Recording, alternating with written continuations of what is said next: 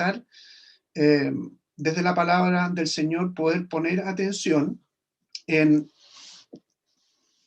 Santiago, capítulo 1. Ustedes pueden buscar allí en sus Biblias, en Santiago, capítulo 1. Yo voy a leer de los versos 19 al 21. Santiago 1, de los versos 19 al 21.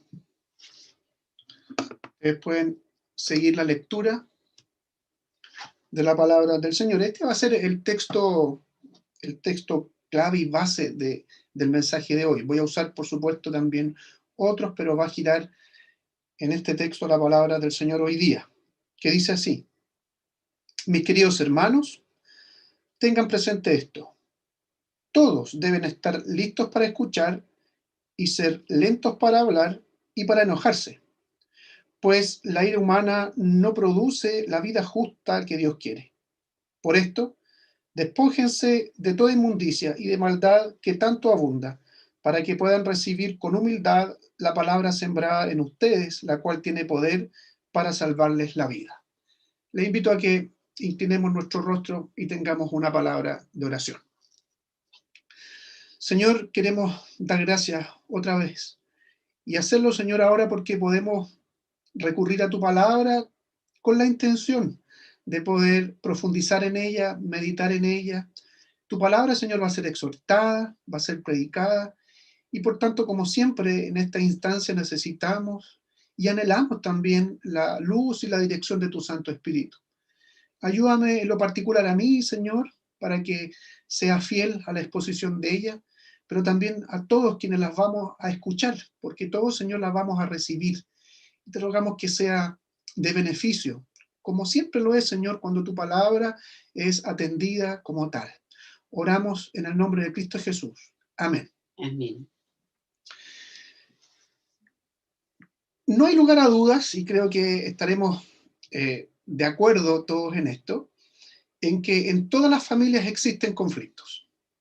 Y cuando me refiero a conflictos, no me refiero a cosas que sean sencillas, sino que en los conflictos están involucradas discusiones, peleas, etc. Los esposos se pelean entre sí, discuten entre sí. Hay conflictos entre padres e hijos. Hay conflictos entre hermanos cuando en una familia, cuando hay hijos, hay más de uno. Y lo que vamos a hacer hoy día es que, con la ayuda del Señor, buscar en la palabra cómo hacer frente a estas problemáticas, de tal modo que nuestras relaciones, las relaciones de familia, sean nutridas, sean dirigidas por el Espíritu Santo, de tal modo que honren al Señor, pero además seamos un testimonio fiel al mundo. El título del mensaje de hoy se llama Juega limpio. O si quieren un título más cool, ustedes pueden decir Fair Play, que sería lo mismo. Ahora, ¿por qué este título? Porque podemos decir que la idea es en que en los momentos de discusión, en los momentos de estas peleas, ¿no es cierto?, tenemos que buscar jugar limpio. ¿Qué significa esto?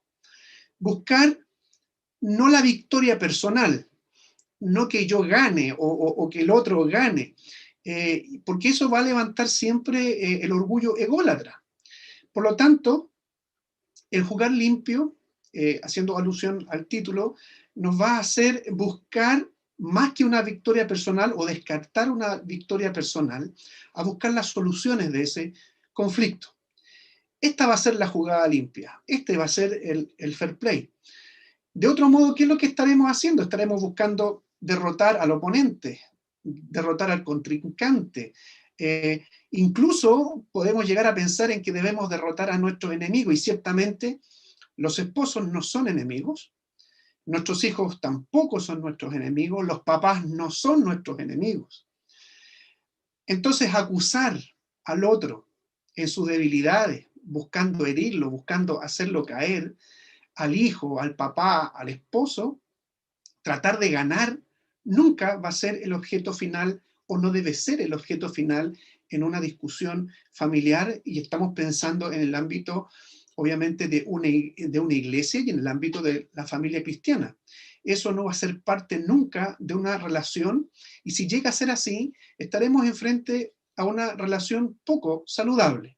Entonces, les invito a que analicemos todas estas actitudes que les he dicho, que he enunciado, a la luz de la palabra del Señor, y veamos entonces y juzguémoslas cada uno de nosotros a la luz de la palabra, si están acordes o no a ella.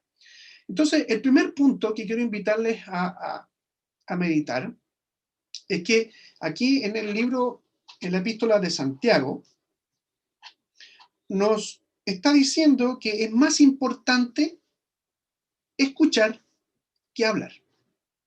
Esa es la exhortación primera que hay aquí cuando dice, mis queridos hermanos, tengan presente tengan presente esto. Todos deben estar listos para escuchar y ser lentos para hablar e incluso para enojarse. Entonces, es más importante escuchar que hablar. Todos deben estar listos, o como dice la Reina Valera 1960, tardos para hablar, ¿no es cierto? Y listos para escuchar. Si somos honestos, nos vamos a dar cuenta que si no siempre, la gran mayoría de las veces, en una discusión o en una pelea en el ámbito familiar, hacemos todo lo contrario. Estamos listos o dispuestos para hablar y somos muy lentos para escuchar. Esto, según el carácter de cada uno, va a ser más difícil para unos que para otros. Ciertamente eso va a ser así, pero creo que vamos a estar de acuerdo en que esta es la constante, que generalmente estamos más dispuestos a hablar que escuchar en una discusión. La Biblia nos enseña, y aquí voy a recurrir a varios textos del Antiguo Testamento, especialmente al libro de Proverbios, porque allí nos enseña que el ser un buen oidor, el entender que es más importante en una discusión, en un conflicto, escuchar que hablar, eso habla de sabiduría. Fíjense lo que nos dice, por ejemplo, Proverbios capítulo 18, el verso 2. Dice que al necio no le complace el discernimiento, tan solo hace alarde de su propia opinión. O sea, está diciendo aquí que la persona con poco seso, la persona tonta, generalmente está haciendo alarde de su propia opinión. Ese es un necio. Nos gusta poco escuchar la palabra tonto porque nos resulta ofensiva, pero es lo mismo que un necio, ¿ya? Lo que nos dice el mismo libro de Proverbios, en el capítulo 10, en el verso 19. El que mucho habla, mucho yerra, pero es sabio el que refrena su lengua. Fíjense, todo está apuntando a lo mismo. Cuán importante es, y mucho más importante, escuchar que hablar. Sigue Proverbios, en el capítulo 17, verso 28. Hasta un necio pasa por sabios y guarda silencio. Se le considera prudente si cierra la boca. O sea, alguien que a todas luces, eso es lo que está diciendo el proverbio aquí, a todas luces es un tonto, pero pasa por sabio, a alguien que no lo conozca, porque guardó silencio. ¿Por qué? Porque es prudente guardar silencio. Es prudente cerrar la boca. Una muy buena excusa para no escuchar. Una muy buena excusa para tratar de ganar la batalla es tengo rabia o tenía mucha rabia. Y allí, ¿no es cierto?, aflora esta tendencia de querer hablar y de ser atarantados para hablar y no ser sabios, como dice la Escritura, y escuchar. Me dio rabia. Bueno, debemos recurrir a la Escritura también, que nos recuerda que muchas veces nuestra rabia o ira, si bien puede ser lícita, vamos a entender que esa rabia tiene que ser, o esa ira, tiene que ser bien entendida. Sin querer entrar ahora, y yo creo que en el mensaje en general nos vamos a profundizar en eso, entrar en la disyuntiva de cuándo es lícita o no la rabia o la ira, sí tenemos que poner atención en que es evidente que la ira sí puede volverse la gran mayoría de las veces en una actitud pecaminosa y en un pecado derechamente, cuando la albergamos o cuando la vivimos por demasiado tiempo. El apóstol Pablo, en la epístola a los Efesios, en el capítulo 4, dice, si se enojan, no pequen. La Biblia está diciendo eso, la palabra del Señor. Si se enojan, no pequen. No dejen que el sol se ponga estando aún enojado. Y el apóstol Pablo está haciendo alusión aquí al Salmo 4. El verso 4, si no me equivoco también, Salmo 4:4, que habla exactamente de lo mismo. Si se enojan, no pequen. O sea, ya deja allí una pequeña salida a que es lícito poder enojarse sin pecar. Pero agrega, ¿verdad?, que no dejen que el sol se ponga estando aún enojados. ¿Qué quiere decir esto? En términos muy simples, es que no deberíamos ir al descanso de la noche estando enojados con nuestra esposa, estando enojados con nuestro esposo, estando enojados con algún hijo, con nuestros hijos, o que los hijos irse a acostar estando enojados con los papás. La razón fundamental de eso es lo que agrega allí, ¿no es cierto?, el siguiente versículo en Efesios capítulo 4. Dice, ni den cabida al diablo. ¿Qué quiere decir esto? Que el enojo dejado allí por mucho tiempo, por más de un día o por más de una jornada, es un caldo de cultivo para las mentiras, para las astucias que el enemigo puede usar en nuestra contra. Por tanto, nada, hermanos amados, nada justifica esa ira pecaminosa. Por más que nosotros queramos justificar, como decir, no, es que esto es de familia, o otras excusas que seguramente ustedes mismos han entregado, que yo mismo he entregado, estoy con muchas preocupaciones, estoy estresado, tampoco lo justifica. O por último, no pude evitarlo, se me salió, actué precipitadamente. Entonces, este tipo de enojo, a todas luces, este tipo de ira, esta manifestación, a todas luces es pecaminoso. Proverbios 29, otra vez vuelvo al libro de Proverbios, en el verso 22 nos recuerda lo siguiente y nos exhorta diciendo que el hombre iracundo provoca peleas, el hombre violento multiplica sus crímenes. Es una actitud que muchos pueden llegar a tener y puede ser parte de su vida, pero la Escritura nos está exhortando a que eso no debe ser así entre la familia de la fe, no debe ser así en las familias cristianas. Entonces, estar listos, y aquí tratando de hacer un pequeño resumen de este primer punto, que es más importante, escuchar que hablar, estar listos para escuchar no implica un voto de silencio. No implica quedarse callado porque sí y no hablar, no. El estar listos para escuchar y ser muy lentos para hablar y para enojarse, implica ser sabios al momento de hablar, que es muy distinto que ese voto de silencio. Esa muchas veces que el silencio muchas veces provoca al otro más que buscar una solución, ¿verdad? Entonces, el estar listos para escuchar, lejos de un voto de silencio, implica ser sabios cuando nos corresponda hablar. Y esto nos debería llevar a pensar siempre cuáles son mis palabras, cuáles son tus palabras en una discusión, cuáles son tus palabras en un conflicto. ¿Van a ser palabras que van a conducir a la conciliación? ¿Van a ser amorosas? ¿Van a ser amables? Proverbios 15, y aquí cierro este primer punto, nos recuerda, este es un verso yo creo que muy conocido por nosotros.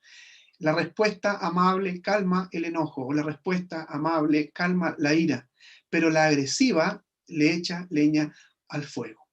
Entonces, como primer punto, algo que nos lleve y que nos ayude en nuestros conflictos familiares a jugar limpio, primero es entender que es mucho más importante escuchar que hablar.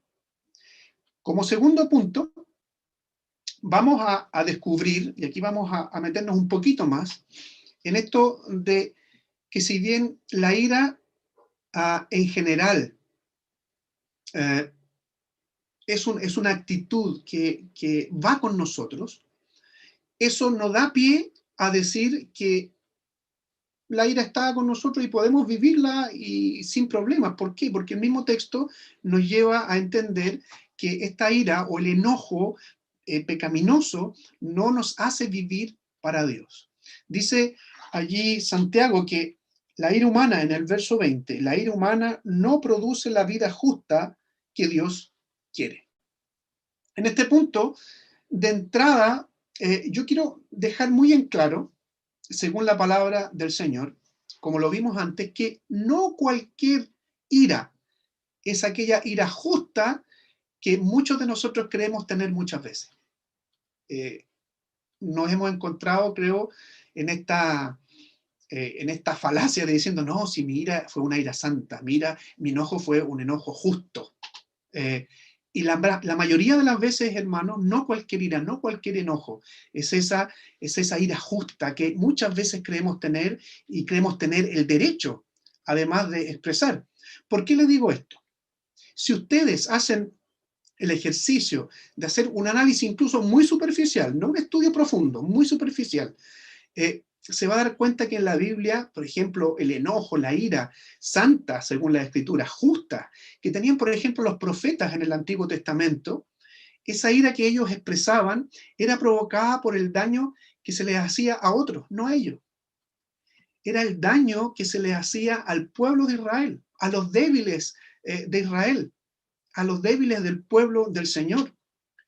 Esto entonces ya va echando por tierra esta simple mirada, ¿no es cierto?, y muy superficial, el que nosotros nos enojemos santamente. Ya que en nuestros conflictos familiares, el enojo que experimentamos, creo sin temor a equivocarme, que en el 99,9% de los casos son por cuestiones que a mí no me parecen, o que al otro no le parecen. Y allí se forman los conflictos. No nos enojamos porque hay cosas que le afecten a los otros, sino que porque me afectan a mí, afectan mi orgullo, afectan mi ego. Y fíjense cómo está en tan hermosa concordancia lo que encontramos de la ira expresada en los profetas por el daño que se les provoca a otro, por el menoscabo que se les provoca a otro, con cómo expresa el apóstol Pablo, por ejemplo, ahí en la segunda carta a los Corintios que vimos y estudiamos y se predicó, ¿verdad?, en esta serie pasada, en el capítulo 11, en el verso 29, el apóstol Pablo expresa lo siguiente: cuando alguien se siente débil, ¿no comparto yo su debilidad? Y fíjense en esto, y cuando a alguien se le hace tropezar, ¿no ardo yo de indignación? Tiene exactamente la misma actitud que tenían los profetas en el Antiguo Testamento. El apóstol se indignaba, se enardecía, se enojaba cuando se hacía tropezar a los más débiles. En la carta de Santiago, en la epístola universal de Santiago, en el texto que estamos viendo hoy día, se nos exhorta a entender que la ira tal como nosotros la vivimos, la ira sin contrastarla, sin ponerla por este tamiz o en este colador, con la voluntad del Señor, sin contrastarla con la palabra del Señor, nos va a llevar o nos va a conducir a una manera contraria, a una manera de vivir contraria a la palabra del Señor. ¿Por qué? Porque el Señor demanda de nosotros vidas en justicia. Y en el caso particular que estamos meditando hoy día, vidas en justicia en nuestras propias relaciones familiares. ¿Por qué? Porque esto va a implicar necesariamente relaciones basadas en el amor, relaciones basadas en la gracia, buscando honrar y glorificar a Dios. Creo que ninguno de nosotros va a estar a favor de la violencia en todo orden de cosas. Y aquí creo que estamos también de acuerdo en que la ira, el enojo, el manifestar eso, también es violencia, es violento. Es extraño y yo creo que no existe una manifestación de ira que sea pacífica. La ira siempre tiene este aditivo de violencia. Y ninguno de nosotros creo que está a favor de la violencia en todo orden de cosas. Y aquí quiero invitarles a meditar en algo importante en este punto. Nosotros criticamos de manera especial y hemos criticado quizás de manera muy especial en el último tiempo la violencia que hemos experimentado en nuestro país, en la sociedad, la violencia que vemos incluso por las redes sociales y vemos por la televisión. Algunos de ustedes probablemente han estado involucrados, no siendo violentistas, pero sí estando involucrados en un momento donde se está manifestando la violencia. Entonces, eh, ¿de qué manera? ¿De qué manera? Esa es la pregunta hoy día. ¿Qué hacemos nosotros ante eso? ¿De qué manera nosotros como cristianos podríamos, y protestantes podemos protestar, a propósito de la palabra, contra aquella violencia? ¿Será solamente denunciarla? ¿Existirá algo más concreto que eso que podamos hacer para contrarrestar la violencia, para contrarrestar la ira, el enojo y este enojo o violencia también pecaminoso? Claro que sí, hermano. Claro que sí. Y la mejor manera de contrarrestar e ir en contra de aquello es vivir en nuestros propios hogares de la manera que Dios quiere que vivamos, reflejando el tipo de familia que Dios nos muestra en las Escrituras, el tipo de familia del pueblo que Dios ha estado formando y seguirá formando y seguirá añadiendo, ¿verdad? A quienes van a formar parte de su pueblo hasta que Él venga. Es la manera más radical de poder eh, contrarrestar y de poder ir en contra de la violencia. Es vivir de la vida que el Señor quiere que vivamos, especialmente en nuestras familias. Quiero aquí parafrasear al comentarista bíblico William Hendrickson. En uno de sus comentarios a los Efesios, él dice lo siguiente: miren, así como es el ambiente o cómo está viviendo la familia, y está hablando de la familia cristiana, así como ese ambiente espiritual en la familia cristiana, ese mismo tipo de ambiente o de vida se va a trasladar o se va a llevar a la iglesia. Y así como vive la iglesia, también esto se va a reflejar en la sociedad. Y esto es muy importante porque si la iglesia es como son las familias que componen la iglesia, y si la iglesia tiene una manera de vivir que impacte, eso va a hacer también o va a redundar en cómo está la sociedad, en cómo está nuestra sociedad, en cómo está la sociedad chilena. A fin de cuentas, hermanos, yo esto me lo preguntaba, y lo pregunto hoy día, y quiero invitarlo a reflexionar, porque a fin de cuentas, no somos sal de la tierra. En el último de los casos, no somos luz en el mundo. Tristemente, y para nuestro pesar, mucho del mal, mucho de la maldad, no todo, pero mucho de la maldad que vemos en nuestra sociedad, es porque no estamos salando y alumbrando lo suficiente. Y aquí le cabe una responsabilidad muy grande a la iglesia, pero también le cabe una posibilidad muy grande a la iglesia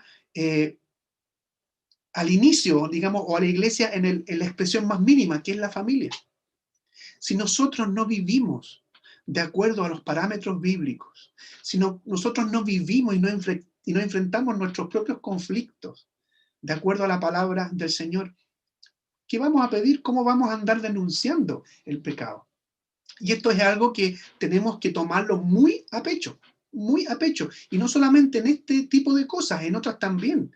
En lo personal, me entristece cuando cristianos eh, y personas que profesan ser cristianos y que participan de las iglesias, denuncian, por ejemplo, la corrupción en el gobierno, que ciertamente existe, o en otros estamentos, ¿verdad?, de nuestro país, y denuncian la corrupción. Yo creo que eso hay que hacerlo, y es bueno hacerlo, y debemos hacerlo. Ellos se corrompen o de alguna manera propician la corrupción en cosas más pequeñas, pero que son corrupción al fin. Preguntémonos cuántos cristianos o cuántos evangélicos han hecho fraude o han hecho trampa para salir cuando hay toque de queda o para salir cuando hay confinamiento, y hacen cosas truchas. Tan trucho como decir voy a ir a comprar al supermercado y en realidad salgo a cualquier otra cosa. Eso, hermanos, también es corrupción. Eso también es tan malo como esa corrupción que nosotros denunciamos en las esferas de poder. Y lo mismo pasa en la familia. Esto es importante, ¿por qué? Porque nosotros estamos involucrados en un ambiente familiar en donde nuestros hijos, la esposa o el esposo somos vistos, o sea, allí no podemos escondernos, ¿ya? Y pasamos al último punto, que es importante entonces que busquemos de manera intencional, a propósito de lo que estábamos comentando recién, de manera intencional vivir en la novedad de vida, vivir como eh, hombres y mujeres que hemos sido transformados por el Evangelio, transformados por la palabra del Señor a través de la aplicación que hace de ella el Espíritu Santo. Fíjense lo que nos dice el verso 21. Verso 21 dice: por esto despójense de toda inmundicia de maldad porque tanto abunda, para que puedan recibir con humildad la palabra sembrada en ustedes, la cual tiene poder para salvarles la vida. El verso 21 entonces nos entrega aquí una conclusión con respecto a las ideas que hemos estado viendo, y no solamente a esta idea, sino que al resto del capítulo 1, que nos plantea el texto de Santiago, una conclusión, un temperamento, hermanos, un temperamento sin control. Nos va a llevar a enfrentar los conflictos en la familia y en todo lugar de la peor manera. Y aquí vemos esta gradación, podríamos decir, no solamente en la familia, sino que en todo lugar. Y si ocurre en la familia, así también va a ocurrir en la iglesia. Y si ocurre así en la iglesia, también va a suceder en el resto de la sociedad. Esto a la vez nos va a conducir a una relación disfuncional en la familia. Sin embargo, lo peor de todo es que eso nos va a llevar también a una relación disfuncional con nuestro Señor y Dios, quien también es nuestro Padre. El que intencionalmente busquemos vivir en novedad de vida, en esa nueva vida que el Señor ganó para nosotros, no es otra cosa que la invitación del mensaje del domingo pasado que predicó el pastor Vladimir, que es buscar a Dios. El querer intencionalmente vivir una vida de acuerdo al Evangelio no es otra cosa que querer vivir buscando a Dios. ¿Por qué? Porque la comunión íntima con Dios inevitablemente nos va a conducir a que nuestra fe sea fortalecida, a que nuestra fe sea afianzada, en vivirla de manera plena, en vivirla conscientes, de tal modo que esto va a ser evidente a quienes viven conmigo, en mi propia familia, y también a todos aquellos que yo en lo particular, que usted en lo particular, que su familia también pueda influenciar. Entonces nos va a hacer siempre falta estar limpiándonos espiritualmente para que la palabra del Señor, ya sea escrita, hablada, predicada o proclamada, pueda calar profundamente en nuestra vida. De allí entonces la exhortación en el verso 21a, despojarse, despójense. Y aquí la expresión es muy interesante porque apunta a deshacerse de una prenda maloliente, de una prenda de ropa maloliente, que ya ni siquiera sirve para ser lavada, hay que desecharla. Sin embargo, esta alusión, ¿verdad? O esta expresión que hace alusión a despojarse de algo que está, de una prenda de ropa muy hedionda, está en un vínculo con la impureza moral, que sin duda, que sin lugar a dudas, enturbia nuestra vida. Dejar de lado cualquier clase de maldad que pueda influenciarnos es importantísimo. Y eso tiene que ser consciente, y eso que tiene que ser intencional. Y ciertamente en nuestra sociedad tenemos demasiada maldad que siempre está tratando de contaminar la vida de la comunidad de creyentes. Es verdad que hemos sido santificados por el Espíritu. Es verdad que hemos sido lavados, que hemos sido limpiados. Y por tanto, lejos de querer ensuciarnos otra vez, de manera intencional lo que debemos hacer es buscar a Dios, recibiendo la palabra que, como dice el texto, ha sido sembrada o ha sido implantada en nosotros. Ahora, ¿cómo debemos hacerlo esto? Fíjense, todo esto está reforzando la idea de que debemos jugar limpio y que nuestras discusiones, la ira, tenemos que irlas dejando de lado. Y dice la palabra del Señor que esta palabra que debemos recibirla, ¿para qué? Para buscar a Dios y tener una comunión íntima con Dios, debemos recibirla humildemente. Y esto implica dejarse moldear por la palabra y el Espíritu Santo que obra en ella. Despójense de toda inmundicia y de maldad que tanto abunda para que puedan recibir con humildad la palabra del Señor. La palabra ya ha sido implantada. La palabra no es que constantemente esté siendo implantada o sembrada en nosotros. La palabra ya ha sido plantada, pero como haciendo esta analogía, como cualquier semilla o como cualquier planta, necesita ir echando raíces y afianzándose cada día. Y esto requiere de humildad, no de soberbia, sino que de humildad para seguir recibiendo lo necesario para que el evangelio que ya hizo en nosotros lo primero y lo fundamental siga afianzándose en nosotros.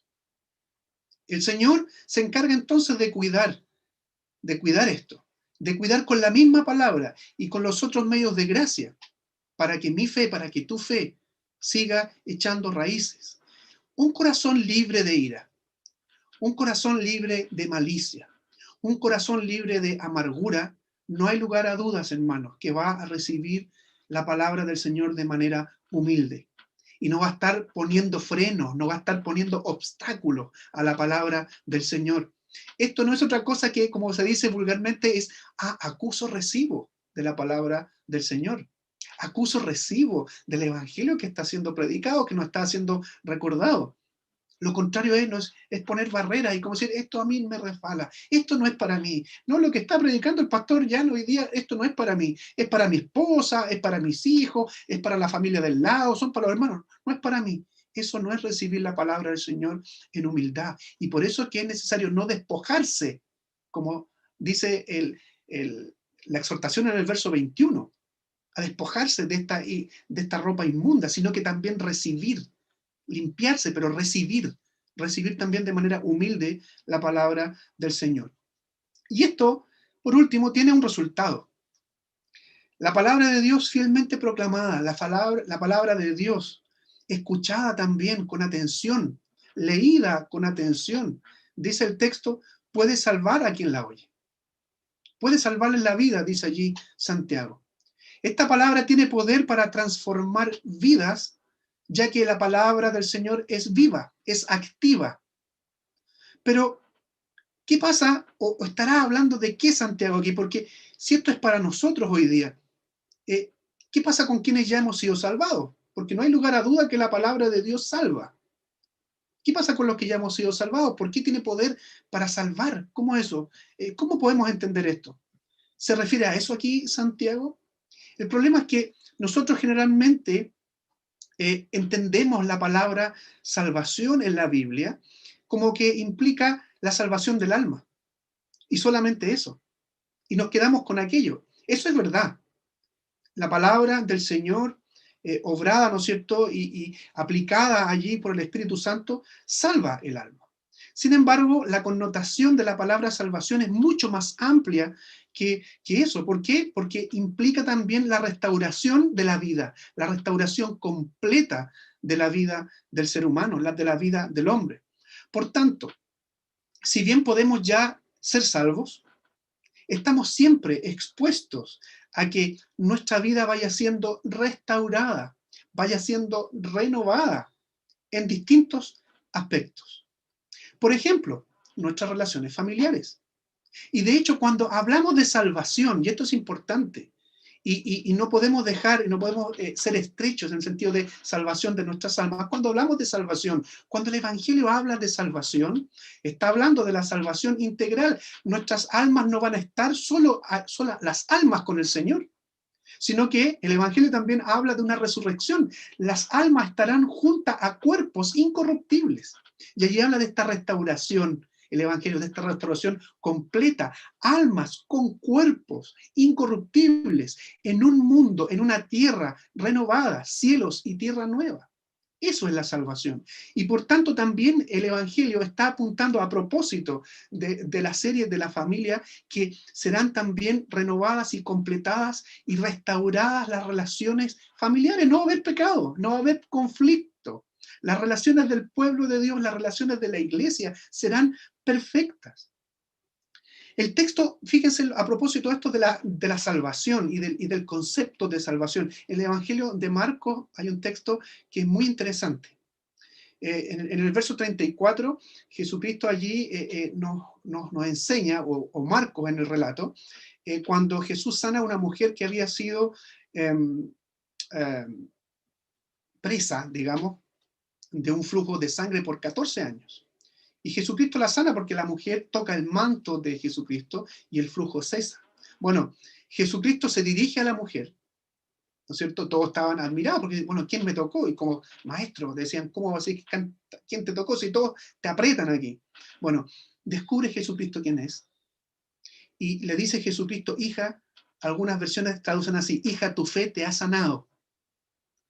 Pero otras traducen de mejor manera y más fielmente al original, que dice, tu fe te ha salvado. Por consiguiente, aquí también podemos ver que el acto salvífico de Dios en Cristo Jesús y la obra del Espíritu Santo significa hacer que la persona se vuelva íntegra, que la persona se vuelva completa, podríamos decir, en todo. Ella necesitaba esa sanidad y fue sanada por el Señor Jesucristo. Y eso, hermanos, es lo que la palabra de Dios puede hacer y hace en los creyentes. Es a lo que se refiere el apóstol Pablo cuando en la carta a los Romanos, capítulo 1, verso 16, dice, el Evangelio es poder de Dios para salvación de los que creen. Hemos visto hoy día cómo enfrentar desde la perspectiva bíblica los conflictos que sin lugar a dudas vamos a vivir en nuestra familia. Y yo quiero invitarles para terminar a meditar en algunas cosas para que las llevemos a la práctica. Primero, nuestras relaciones en la familia nunca estarán exentas de peleas y conflictos, por más piadosos que sean. Van a estar allí. Segundo, a pesar de esto, estamos llamados a vivir bajo los parámetros del Evangelio, también en la familia. Esto significa jugar limpio. Bajo los parámetros del Evangelio vamos a poder tener este fair play en las relaciones familiares. Y esto significa que en los conflictos y discusiones no debo involucrarme para ganar. No debo involucrarme para que mi caballito gane, como decimos generalmente, sino en buscar con la ayuda del Espíritu Santo la salida o la solución a aquel conflicto. No pueden estar presentes, por tanto, en estas discusiones las descalificaciones, las palabras hirientes que busquen hacer caer al oponente, ya que no tenemos oponentes en nuestras familias. Nuestro oponente, como vimos antes, es el maligno, que tendrá la ocasión, si le damos lugar al maligno, de enturbiar la paz hogareña. Si le damos lugar, va a estar, ¿no es cierto?, allí provocando muchos más problemas. Por ejemplo, como vimos, debemos guardar, nunca irnos al descanso estando enojados unos con otros. Y por último, es fundamental en nuestra tarea de alumbrar y de salar que en nuestras relaciones familiares buscar que se mantengan sanas, de tal modo que ello traiga bendición a la comunidad de la iglesia y a la sociedad en donde estamos insertos. Que el Señor nos bendiga, queridos hermanos. Les invito a que tengamos un momento de oración para luego poder alabar al Señor y después despedirnos con la bendición. Así que les invito a que inclinemos nuestros rostros ahora.